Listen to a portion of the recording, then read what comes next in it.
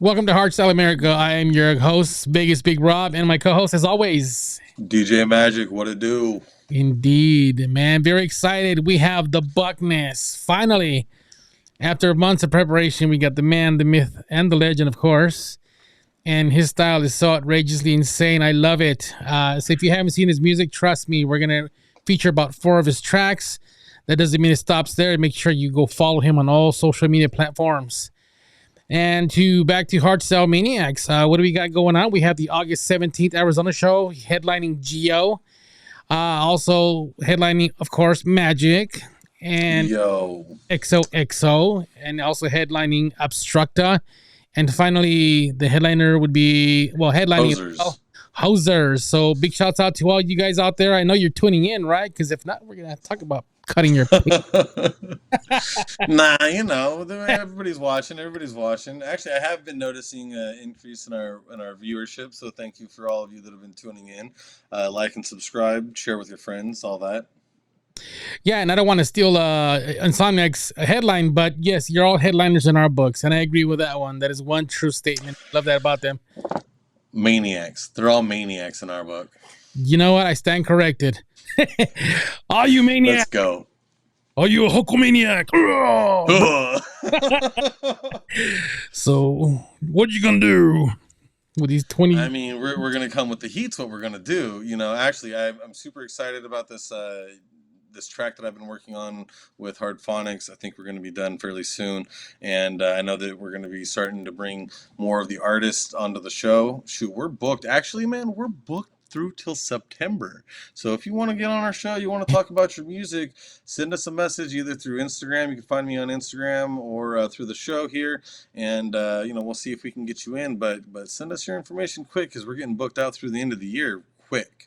Yeah, you better make that message go through because I didn't realize we were booked till September. Honestly speaking, I knew we were booked all the way to August, but that's great news. So yeah, if you're an artist, DJ, promoter, etc., you want to get on the show, be sure to reach out to us because we got to put you on calendar. It's just not a matter of, hey, I want to be on your show and bam, you're on. No, sadly, we have a process, we have a calendar, and we have to respect everyone who's been waiting in line patiently, which we appreciate you as well, by the way. Absolutely. So I just wanted to throw that out there and shout out to my new street team. I'm developing a street team. We got a social media team that we're building as well for the Magic brand. And you know what? I got this very special, very unique set that we're developing for the Arizona show. And, I don't know, are we going to be talking about the next show after that already? Because, are we going to be dropping any hints for that? Because I've already gotten some birdies dropping some eggs. I don't know. Well, I have to lock in the venue. I've made initial contact with the venue and the headliner. And as a matter of fact, I won't release that information. But yes, we are working in a show. All I can tell you, it's Las Vegas in November. And so I don't shoot myself in the foot and say in a specific day. I'm just going to say it's November. We're working on it. We're going to make it happen. We're locking in the dates, making sure that the headliners' dates are available with the venue available dates. And once we get that going, then we'll just start paying those deposits. And we'll make things happen. So super excited. Las Vegas, we're coming home. And then after that, we're hitting Los Angeles. So we're doing a trifecta. Trifecta for Los Angeles. Obviously, we're working on those details. We're still preliminary, headliner decisions and supporting lineup or additional headliners details. But yeah, we're getting ready to do some serious stuff in multiple cities, and we're very excited over at Hardstyle Maniacs. So be sure to stay tuned. Follow us on all social media platforms. But most importantly, I say just share something that doesn't belong to you. For example, if you see a friend out there who's got a promoting company, it doesn't matter if it's just Hardstyle Maniacs, a business, anything out there, share, support your friend. It doesn't cost anything. Here at Hardstyle America, we believe in sharing your events. There is no charge. We believe 100%. I was like, wait. Hippity hoppity, keep your hands off my property. No, I'm joking. Clickety clack. No. No. But share the links. Absolutely. I got you. 100%. I agree with you. Yeah. So we're all about unity, guys. Make sure you help your friends, whether they're a DJ, a producer, a promoter, and just share their stuff. It doesn't cost you anything, and you're helping the market, the community, and you're helping Hard Dance across as unit. So yeah, be sure to share the stuff, and be also on the lookout for Hardstyle America. We got some more big stuff coming our way. I won't say much about that, but we are working on some stuff, so you'll be able to find us on more. I would say platforms per se, And yeah, look at that. No Limit BPM fans, which reminds me, son of a biscuit. I said on my last episode with Lauren that I was going to do the website and add the fans. And I haven't done that. I am so sorry. I have not added them. And I apologize. I should get on them. But it was a holiday week. I had family over, happy 4th of July, post 4th of July to everyone. And, as well. Got a little busy there, so I promise I will get more into this, and we'll get those fans out there, because I know there's a lot of people eager to get their hands on them. And it's so hot. I mean, this is just the most amazing way to keep cool in the summer. I've been taking it all over and giving out a few. Got tagged in our Instagram, I think, a couple days ago. Pool party I was DJing. That was a lot of fun. Nothing but hard style for like 10 hours. Mixed it up with a few requests throughout the afternoon, but it was basically like 10 hours of hard style. It was a lot of fun. And one other kind of announcement between now and the August show. Oh no, actually it'll be after the August show. Wasteland Pool Party. Post Wasteland Pool Party. It's going to be a small gathering, probably about 30 people max, 25, 30 people max, invite only. So if you're going to Wasteland and you're interested in hanging out, pool party afterwards on that Sunday, hit me up, let me know, and we'll see if we have any extra spots. Yeah, much more fun do you want? I heard it's kind of hot in California. Bro, it was fucking insane hot. It was so hot that I had to play a couple like 6-minute songs so I could just like jump in the pool real quick. You know what I mean? I was just like, all right, hold on, I'm not gonna mix this one in. I got to cool down. But no, it was a lot of fun. Good food, good people, those pre-made sets, right? Play, go jump in the pool, come back, and then just kind of cut into that. It's hard to do a 10-hour pre-made set, but definitely I had a few long tracks that I could throw on there in between so I could eat a burger and go use the restroom and stuff like that. You know what I mean? Usually I'll have a buddy that comes with me, DJ Nobody. He'll hop on the decks and help me out whenever I need to take a break or whatever. Just 'cause I'm getting old, standing for that long is not what it used to be. But yeah, I don't know. I guess at our age, you asked, that's what happened. I guess at our age, it wouldn't be so bad to put a decatheter while we're DJing. Now that you mention it, nah, dude, there's a bathroom just right there. I just put on a 4-minute track. I'll be right back. You're gonna be like that Dumb and Dumber movie. Just go, man. Just go. It feels kind of warm. Oh shit, dude. Yeah. But very excited. We're going to kick off the track here. I think we're going to put a track by the Buckness. It's called Law of the Jungle. And when we come back, the Buckness will tell us a little bit about this track and his inspiration and what led to making such a great, amazing track. So I say let's get this bitch started. Let's go. All right, let's go.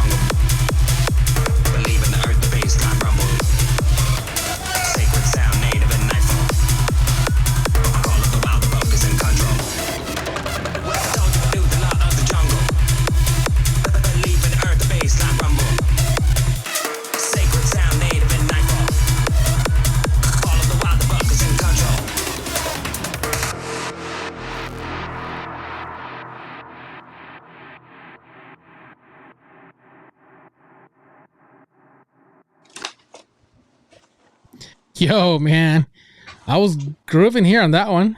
I tried to land in the pip. All right. Yeah, That is right sick, on, bro. guys.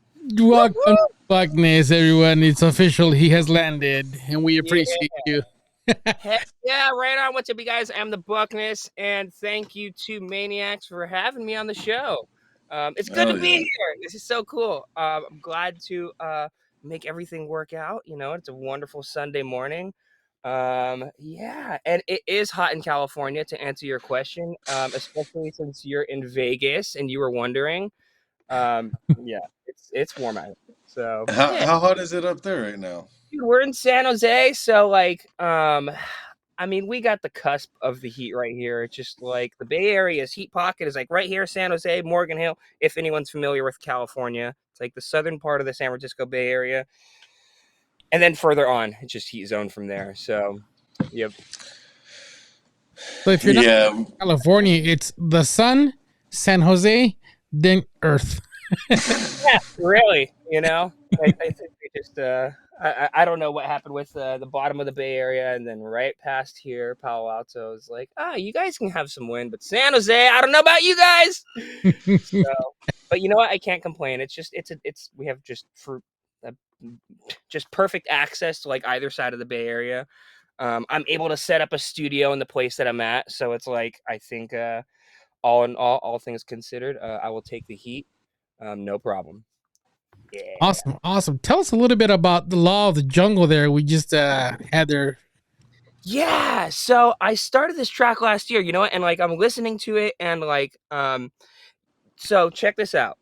Um do you guys remember that D Block and Estefan track? Their bootleg there of Faithless, God as a DJ? You guys heard that, Yeah, right? yeah, yeah. Mhm. Yeah, Man, yeah. Hundred oh my percent. god, that when that came out, like that bass line, just I just feel like those dudes are just pushing envelopes that just have not been touched yet. So that bass line was the inspiration for this track, right? And every time I try to write something, or really, I think anybody tries to write something that like replicates something else, it always comes out a little different. I think that's the beauty of it. So it's got like this almost like rolling bass line. Do you guys remember that label, Therabyte? It was Thera's little branch off of like harder techno experimental hard dance stuff from like the 2000s, early 2010s, I think. Anyhow, there's No, I don't Geki, know. right? Gecko did a little alias Geki called, and there was this track Everywhere I Go. And that thing is like 15 years old at this point, but it's still a banger. And there's this one metal percussion part that dun dun, and that just stuck out to me because that I really wanted to re-replicate. So, and I think I did a pretty good job with that. So between that and using my own vocals, um, I don't know, just something kind of came out with like the soundscapes and the structures to where it felt like this dark in the forest at night kind of vibe, and just something just came out naturally with the writing of the lyrics and stuff like that. And I don't know, I can write lyrics really well for about 8 bars, which is perfect for dance music, you know. And I can do these cool little hooks, pitch it down, and like give this secondary um like groove section, you know. And that's what's cool about like just using the same vocals and pitching them down. It like gives this continuation feeling, especially when you add drums to it. It's just this like driving effect. And I've never really been good at like these melodic climaxes. So like my breakdowns kind of tend to be where the melodic structure lives, and then just like anticlimax to the max. Um, yeah, and I think that was like that track. I started it. Kind of at the cusp of this whole like hard techno movement. You know what I mean? And this was like a year ago ish or so. So like a lot of those tracks that I wrote that time still had a lot of like hard dance structure, but like I wanted to have these like early tech dance, I guess you can call them like modern hard techno elements with the drum sections, um, but still have like hard dance elements and like sound design, if you know what I mean. So yeah, those are the kind of things that I actually really kind of think of when um, reflecting on a track. So anyhow, that's a little bit of that, and it's on Audio Erotica Records. Dude, Jeremy and these dudes are fucking seriously It's just awesome to see this. And it's on a compilation EP called Temptation Act with, I think there's like 12 or 14 tracks in there with one track from every individual artist from the States, which is just fantastic to be on. Um, anyhow, that's the whole story on that. Do So yeah, you do all of your own lyrics for all of your songs? for the most part, unless it's a remix, like right Okay. now I did a Headhunters MF Point of Perfection remix, and it captures uh same lyrics, but also I added like verse parts to it. So in some regard, I do write most of them, but in also some way, shape, or form, I'll cover, if you will. So yeah. Sure, sure.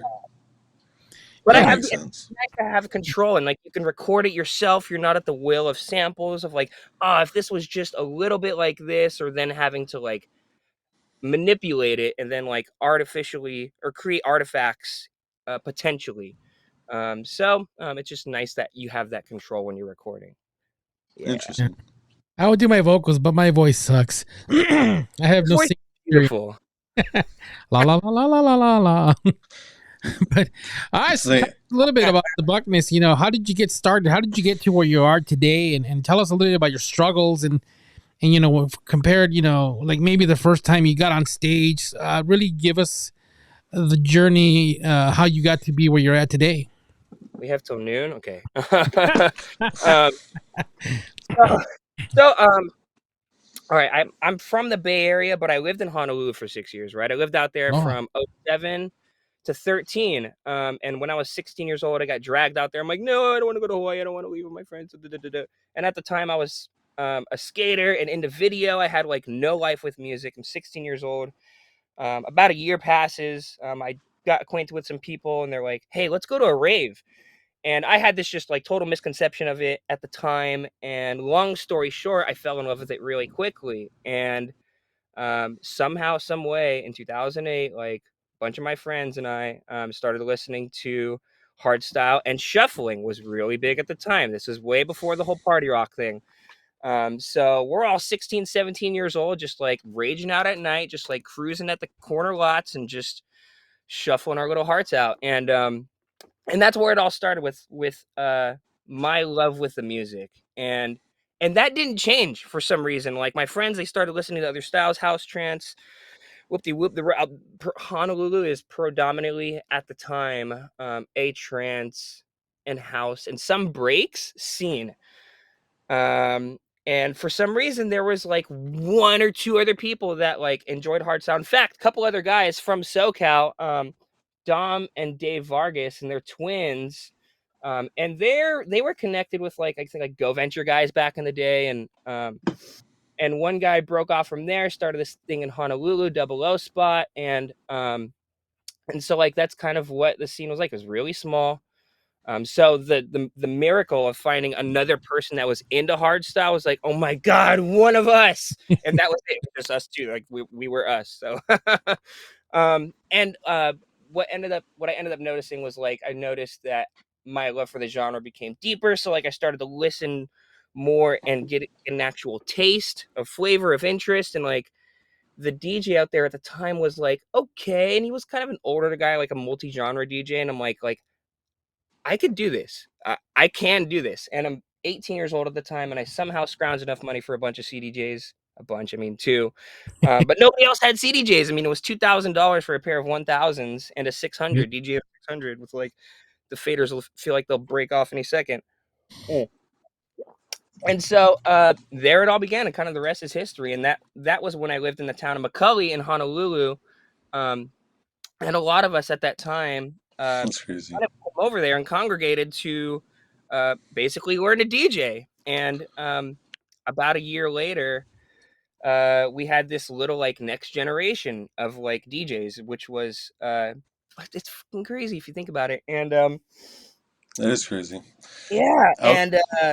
and then from there, like I fell in love more with the music. I'm like, I gotta create this. In Honolulu, they have, it's a very music dominant culture. So they have this really awesome program at a CC with like a full-blown recording studio. So I took an audio program there to like kind of supplement like what I was already learning at the time with production.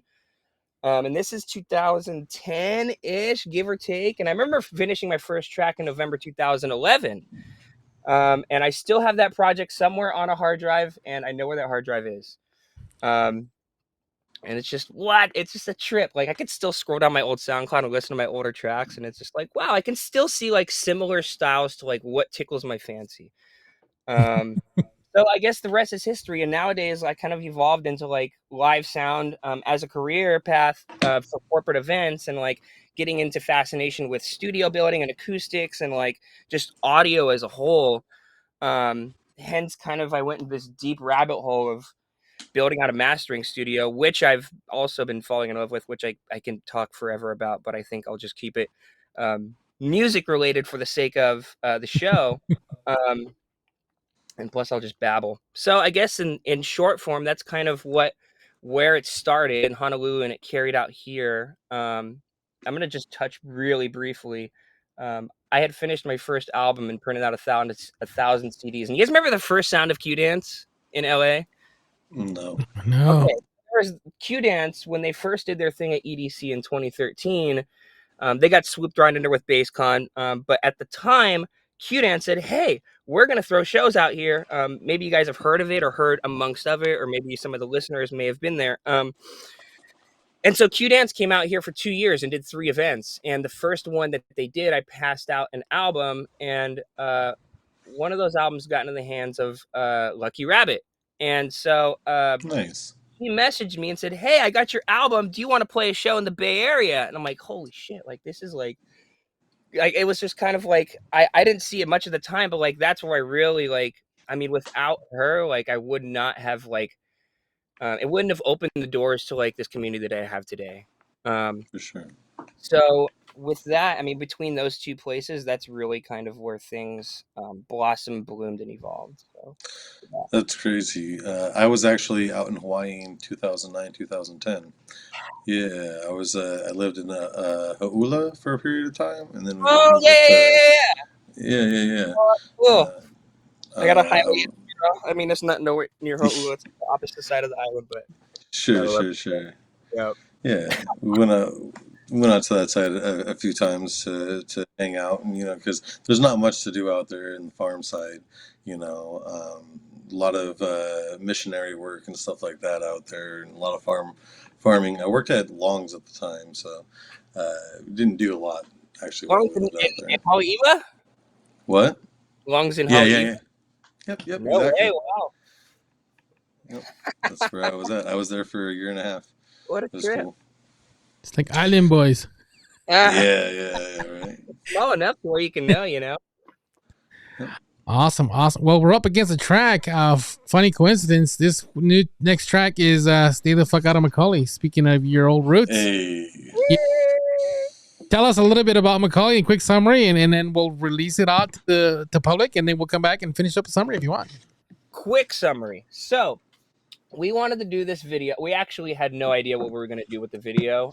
Honestly, this whole thing of "Stay the F Out Macaulay" was a joke to begin with zero connotation. It was almost like this like back asswards paradox of like being like annoying essentially. And it somehow just evolved enough to where it created enough inspiration for a track. So I took this joke and kind of took it to the next level while also talking about like actual experiences that took place when I was living there in very short form, but making it sound like a like gangster rap track. So the video itself was thought of in like an hour and a half, and we got 10, 12 people to be down with it in the midst of like a day. So it just worked out, and it was kind of a miracle project, honestly. So yeah, with that, I hope you guys like it. I think it's hilarious. We had a lot of fun shooting it and editing it, and I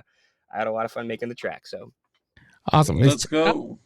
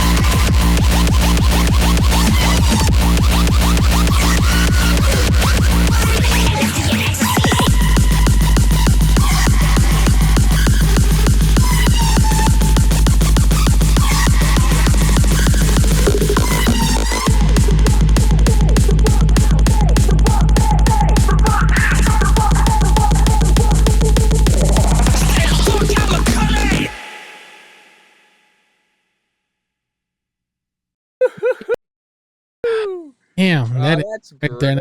Insane. That was filmed actually in Hawaii.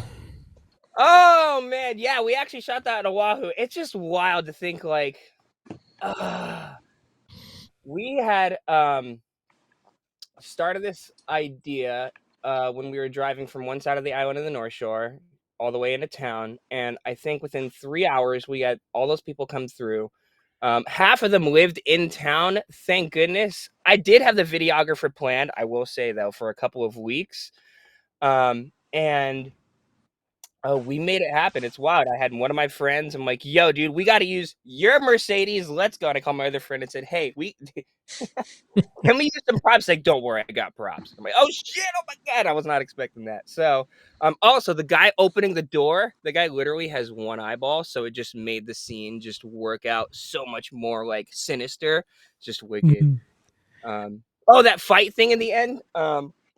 When we did that, at one point, there were cars at the intersection and like people on their balconies, and like cars stopped to like watch this happen. And when we all got up and we started laughing, like, oh shit. So like people thought it was real for a sec. We're like, damn. It was It shows the energy that you guys brought to it, right? Yeah. oh, yeah, and it's gotta come like naturally, you know. I mean, it just felt so right at the time. And it was shot in that neighborhood in that apartment complex that like my friend is running down after he's on the phone Mhm. with the apartment complex that I lived in. So it just has a little bit of sentiment to it too. So fun, Nice. beautiful little project, yeah. And I just fucking love that Frenchcore kick drum, man. Just Yeah. uh, fun It's- times. I'm glad you guys liked it. I hope the other viewers liked it. oh, I'm Yeah, sure. dude, I remember when we showcased it when you first dropped it. That shit was insane. Oh my I forget god! which show that was that we played that one, but that is the one of the songs that we've played of yours previously. Oh, you guys have played it. Yes. Yeah, yeah, yeah. We Oh, played it on the dude. show. The week that you dropped it, I forget which person we were interviewing that week, but we did Oh drop it man. here on the show. Aw, right on, you Yeah. guys. We've been stalking you for a minute in case you didn't know. Oh, yes, I've been please. trying to get you on the lineup, bro. You know what I'm saying? I promise I've been your advocate. I promise. No, thank Trying you to get you guys. out This there. this has been really cool. I love what you guys are doing, man. Like, I love seeing people that are consistent. You know what I mean? It just shows like the labor of love. You know what I mean? It's like you guys, like I was just in San Diego the other weekend, and like the dudes down there have a lot of heart. There's this something happening up here next weekend. Some hard Do really or hard, die, right? Yeah. yeah, We're like he's dying. Yeah, let's go. oh, it's small, but we need that small, man. You know, like we need something to show like at least the locals that like it's you don't like you could still get it, you know, in your area. So, and especially in a place like the Bay Area. I mean, there's so much out here. It's like it's kind of I'm glad that it's happening. So, yeah. If you could, I always like asking this to put it out in the put it out in the universe. If you could collaborate with anyone, who would you want to collaborate with? What? Probably my two dads, Techno Boy and Toon Boy. Okay, Yeah. okay, I could see that. I could definitely see that. Yeah. I gotta just say that as a joke, really, but at least they don't know it yet. So, um, but no, I've that those guys are really where I got a lot of my inspiration. Everything they've done with the Sci-Fam um, family back in the day. You guys know what I'm talking about, like all their aliases. Yeah, yep. Brandon, I see you. Yeah, Yeah. He's like, I know exactly what you're talking about, man. Yeah, I mean, because that was like the roots of like the early reverse bass stuff and like the early gated kick stuff, and it's like it's interesting to see it like come full circle in some fashion, you know. sure. Yeah, it's great. I mean, just the development and the variety and the complexity of like hard dance today is just beautiful. It's Do you think that hard dance is becoming more mainstream, or mainstream is leaning towards hard dance? oh wow, that's a interesting question. I mean, it kind of was like it was already kind of like that in that order in my eye. I mean, when it became mainstream was when it uh had a whole stage at EDC. I think Right, that right. was like the threshold of like, all right, here we are, we made it. And then I think, I mean, just hard dance is always somehow, I mean, just I call it high energy music for the sake of like this particular like this record. Isn't making it to uh the mainstream, which yeah, sometimes that high energy thrown into a set, like for sure, yeah, it's already there. Um, it's just coming in different flavors and different forms and like with different people and based on like their own personal taste too, probably, right? So um it's a continually interesting uh envelopment. Yes.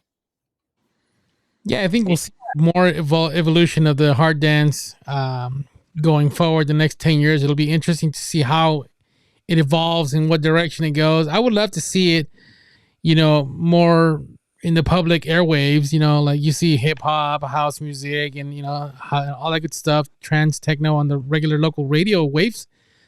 And you don't see or hear like the hard style or hard dance stuff coming out there naturally, so it'll be interesting to see who leads the wave in terms of getting hardstyle into the normalization of music when it comes to like FM waves versus online streaming services, because there's plenty of streaming services that'll focus on hard dance, but Mhm. know of radio airwaves that would produce it, or at least showcase it, or at least have a show for an hour. Like the radio morning show today is all hard dance. Back in the days in Power 106 in LA, it was all house music, techno, and all that. We had the Baker Boys going crazy with house music.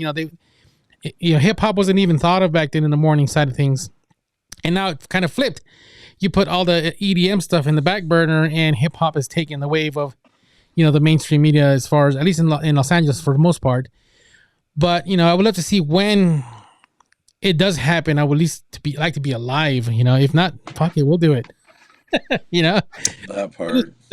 Somebody has to take the lead. I was just gonna ask, do you guys know of like FM stations that actually focus on electronic music in the areas? I have one in Vegas here, but they primarily focus on house music, and it's completely 100% house music. So do all the tech house. I've heard some techno, but very, very light, kind of hybrid of house techno side. But no, I mean, I don't even have anything out here that will focus on like bass or dubstep either. Hmm. So So imagine that, right? In a place like Vegas where it's like club mecca, uh and for them to have only one station where it's like the predominantly most uh commercially like I don't want to say accessible, but like pushed out there. Um like if that was imposed a challenge already and if that doesn't exist in elsewhere, getting hard dance or any other genre for that matter on an FM way. But like think like Sirium or not Sirium, Sirius mhm, XM, right? Like they have Right. like electronic music stations from like even various artists, right? mhm. So it wouldn't surprise me that like hard dance may be like showcased on some of those shows, right? Um, but FM, I don't know. That's a tough one, right? I But and you're that right. Oh, go ahead. Sorry, I and that totally. station is kind of like in the 88.7 range, kind of like when nobody listens to that, those dials. Everyone's like 10 something, 10 something. Over here, this is 88 point, like right at the bitter end next to the Christian channels, you know? Yeah, but I think that FM radio in general is kind of becoming antiquated. That's why we're here doing a podcast and a YouTube channel. And you know what I mean? Like, that's really the future. Whenever people are exercising and whatnot, you don't want to have the chance that you're not going to have a clear signal with your radio station. You just want to put in a podcast whenever you're at the gym or whenever you're running down the street or whatnot. So I do think that that's kind of the future. Also, as you mentioned earlier, whenever a little bit before the show, you're substantially limited to the content that you can play. So then you're limited to radio edit only. So like that last track that we played, obviously we'd have to have played an edited version of it or whatnot. You know what I mean? And it really changes the character and the feel of the song a lot of times. So I'm not so worried about FM radio. I think the most of Hmm. the people that I feel you kind of talked about how I was feeling old earlier. I think that even most people that listen to FM radio are like my dad's age and stuff like that. And maybe I'm wrong about that. I don't know, but I'm old because that's all I listen to in my car. yeah, I don't know. You know what I'm saying? But I've been listening to the same 12 CDs since I was 14, so I don't know. You know what I mean? But,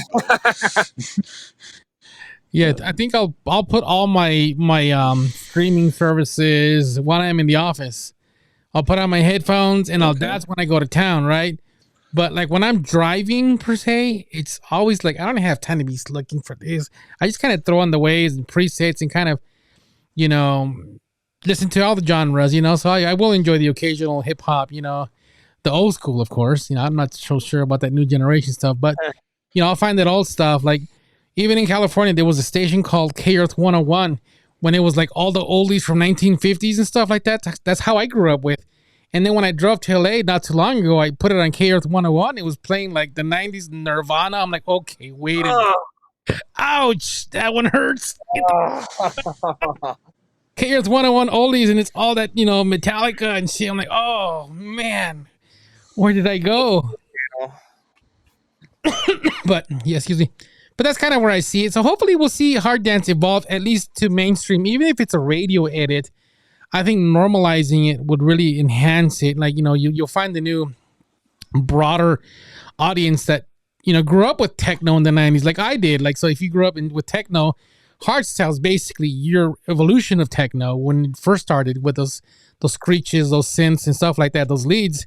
It just really evolved into what it is today. So I'm kind of more like the 1990s oldies guy listening to techno. It's kind of hardstyle today. That's why I love it so much. So it's a relation to what I grew up with. And plus everyone's remixing all the stuff we did back in the day. So yeah, I love it even more. So that's my relation to hard dance and I love it all. I don't know. I think that for me, as I've gotten more exposed to hard dance music, I become more disappointed when I'm listening to like a non-hard style track whenever it comes time for the drop. And I'm like, damn, there was a lot of potential there. You know what I mean? Like if that would have just been a little bit deeper bass, maybe a little bit faster tempo, like that song was almost there. Like, fuck, you know what I mean? Yeah, that's like when we were in Arizona. See, we couldn't have said that on the radio. Yeah, so speaking of music, you have any upcoming music you're working on? Anything you could at least say or tease about, because I can. Speaking of, I guess that like higher tempo stuff. So July 19th, 12 days from now, I have a 3-track EP coming out on Audio Erotica Records. So I was part of the compilation, and the guys over there want to do 3 tracks, and it's called the Buffalo EP. I'm kind of just having fun with like this nature theme, this animal theme kind of thing. It just feels like natural and fun, and it's cool to like implement the album artwork in that way. And it's great to create like a visual like connection in some fashion.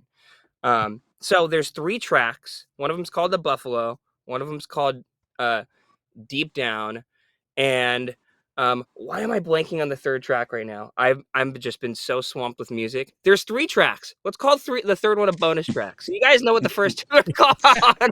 Yeah. I know exactly what every part sounds like of the first 2. So with that said, that's coming out in 12 days. I'm super grateful that they're allowing that to happen. They are at 150 BPM and they're just groovy. It's just like I don't usually hear things in this style.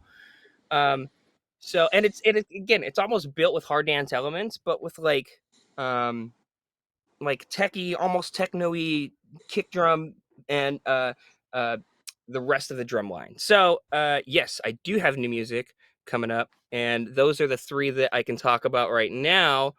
In addition to that, there's a track that I have already put out on my last album, The Lost McCulley Files, but we recently shot a video for it. So I'm pretty stoked on how that turned out too. More on that later, but that's what I have currently in the works right now. Yeah. You mentioned the Buffalo, and as a matter of fact, that's the next track I got queued up. You want to introduce that song here? Yeah. So the Buffalo, You know what? I don't know what came first, the chicken or the egg, the vocals or the instrumental.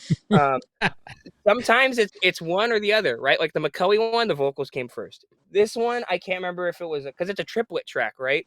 Oh, And so no, actually, I remember the lyrics did come first, and it's a triplet bass line, which I don't hear too often as much anymore. So the vocal bounce on a triplet is just one, pretty difficult to execute, and two, when it's done, pretty fun to listen to. So with that, that's what I got on the track right now. all right. Well, let's keep Hey. on and let's see what it's all about. All right.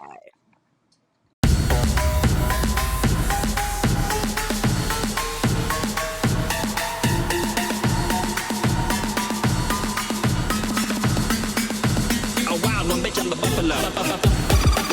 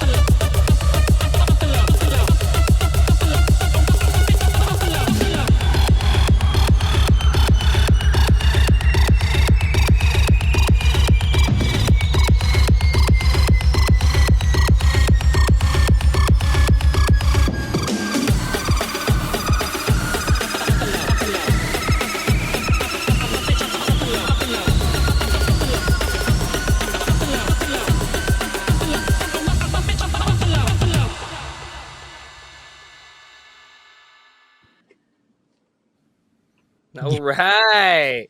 Yo, that triplet. Dude, I'm a huge fan of triplets. That kick bass. That's fun, huh? Yeah, then that's kind of why I align too with side trance as well. So I just love that triplet, you know. So yeah, that's an amazing track. It was, you said that was 150? I think so. Yeah. It's yeah, and you know what? It'd be interesting to throw in like a size set ish, because Yeah. it's like it's very vocal driven. And it does have a darker feel and not as like of a punchy psytrance kick, like lasery kind of feel. Mm-hmm, mm-hmm. it does have a hard Nance kind of like attack to it. The problem with triplet tracks though is that there's not so many of them, and mixing out of them is a little harder. You could pitch, you do your pitch bend it all the way up, bring it up to that 175, 180 with the riser, and then you just smack it down like Babe Ruth. One of those transitions, I guess so, Yeah. with that track. Yeah, I gotta figure that out. No, but it was still good. Either that or just use that as the finale. You know what I mean? Just or hey, fucking I mean, shit. D Block Estefan did it with their Squid Game edit. Their outro is a triplet track. So if they can make it work, I can make it work. So anyhow, That's why those CDJs take you so much. You can do so much of those CDJs, you know. So yeah, just figure it out and make it work, man, and then get back into your regular beats per minute. So that's it. Yeah, you know, make it work with the CDJs. Phenomenal track, by the way. And so, real quick, before we're up against the end of the show already, we got about 8 minutes left. I always like to ask this question in terms of production, you know, and what is your favorite DAW and why are you using the one you have and stuff like that? Oh, that's okay. Ableton, short form. I got into Ableton because at the time, it made sense for accessibility. It made sense because that was the one that would work with Windows that I could crack.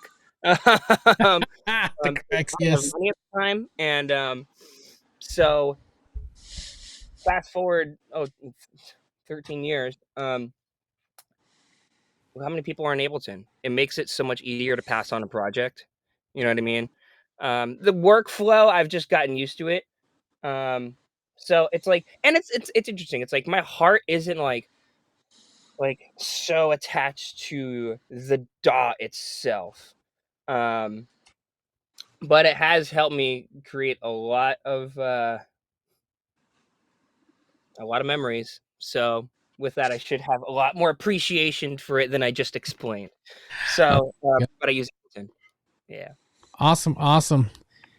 And there is one more question that I like to ask everybody. Well, not more like question. It's like, what would you tell our listeners who are in their beginning phases of their career as a DJ, as an artist? What wisdom would you like to share with them so they can stay motivated and keep doing what they're doing, and kind of what helped you get through maybe those roadblocks that you may have encountered in your career? Just keep making shitty tracks, man. Honestly, if you get stuck on them, like just start something new. Like just start something like consistently try to do something, but also do not be hard on yourself if you feel like you're not doing something. That has taken me so far into like another like this is intended to be fun. This is art. Like I can't let the rest of the outside world portray like my view on what should be bringing me joy. So be kind to yourself as an artist. You're having fun, you know? So yeah. That aligns with what most artists say, man. Just you are your worst critic and don't beat yourself down on it, man. Well said. Yep. So plugins, please tell our listeners and viewers how to get a hold of you, man, how to reach out to you, how to support you. I am on everywhere at the Buckness Official, and I made sure of that. So hashtag or / the Buckness Official. I'm pretty much every other site you can think of that exists, except for OnlyFans. Sorry. Hey. I was about to get a credit card out, man. Shit. Well, don't. You take food stamps? Gee.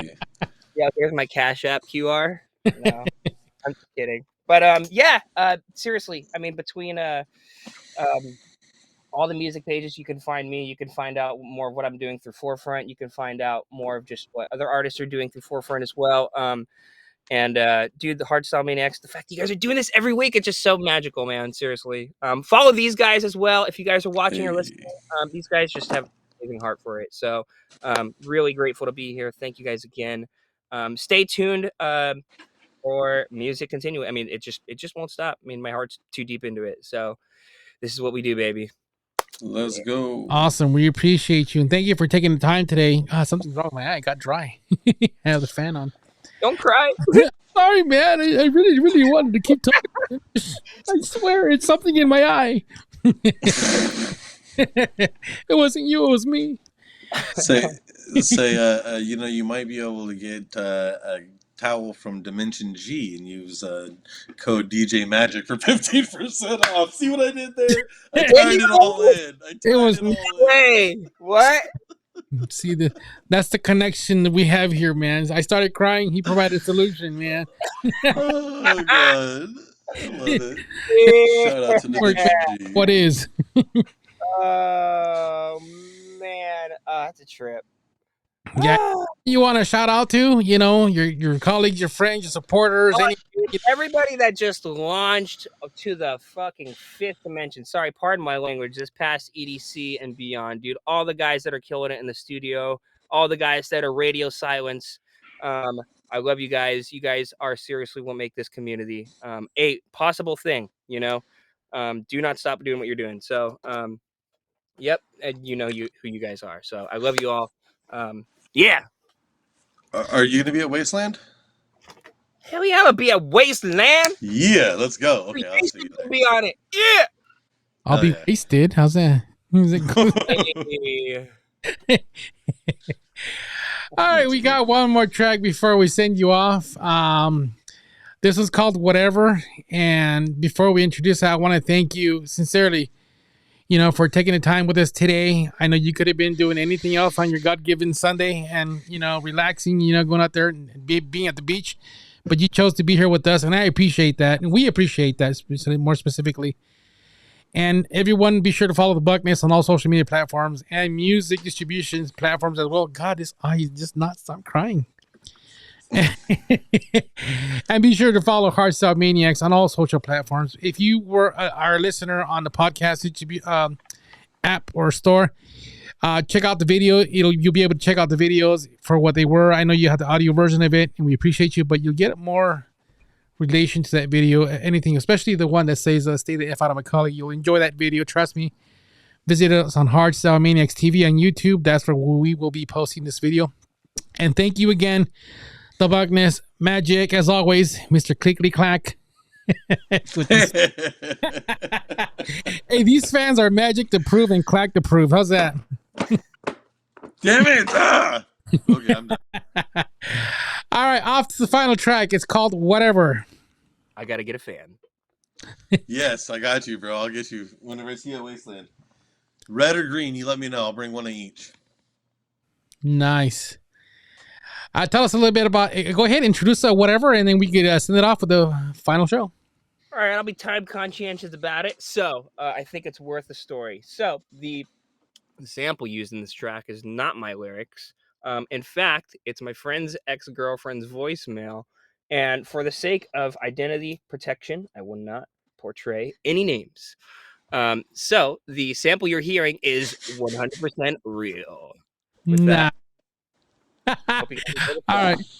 We appreciate you. Thank you for tuning in, everybody. This one is called Whatever by the Buckness. We'll see you next. Let's go.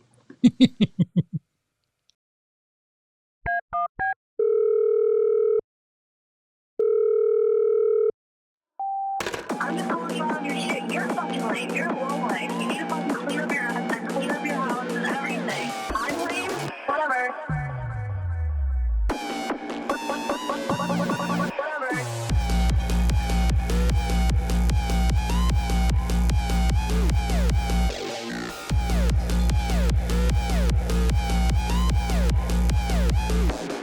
Whatever.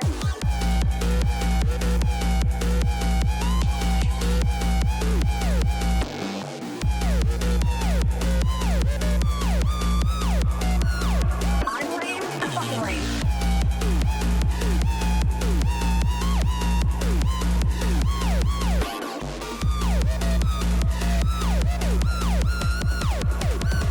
I'm lame.